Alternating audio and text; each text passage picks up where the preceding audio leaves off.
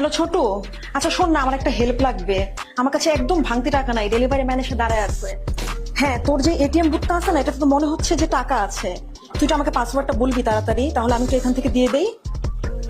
হ্যাঁ হ্যাঁ, আচ্ছা আচ্ছা ঠিক আছে। আচ্ছা, ছোটদের একটা জিনিস কিন্তু কত কিছু সিস্টেম, পাসওয়ার্ড দাও আবার ফিঙ্গার চাচ্ছে।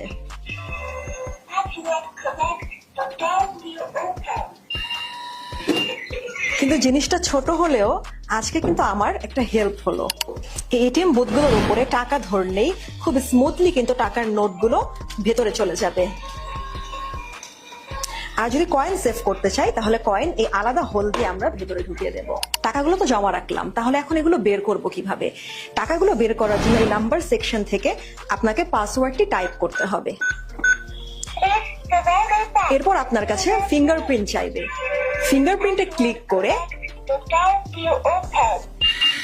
কিছুক্ষণ অপেক্ষা করলে কিন্তু সুন্দরভাবে এটিএম বক্সে খুলে যাবে। এরপর আপনার টাকাগুলো বের করে নিন। এখন এখানে বাই ডিফল্ট 4টা 0 বা 4টা 0 কিন্তু পাসওয়ার্ডে দেয়া থাকে। আপনি চাইলে এটা আপনার নির্দিষ্ট একটি পাসওয়ার্ড বা পিন এখানে সেট করে নিতে পারেন।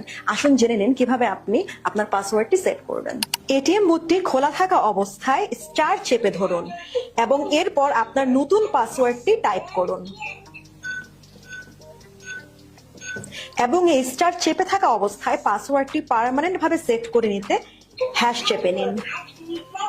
এই এটিএম বুথটি দুটো কালারে অ্যাভেলেবল আছে। যে কোনো বয়সের বাচ্চাকে খেলার ছলে ছলে সঞ্চয় শেখানোর জন্য কিন্তু এর চেয়ে পারফেক্ট গিফট হতেই পারে না। অর্ডার করতে অর্ডার নাও বাটনে ক্লিক করে আপনার নাম, অ্যাড্রেস, ফোন নাম্বার দিয়ে দিন।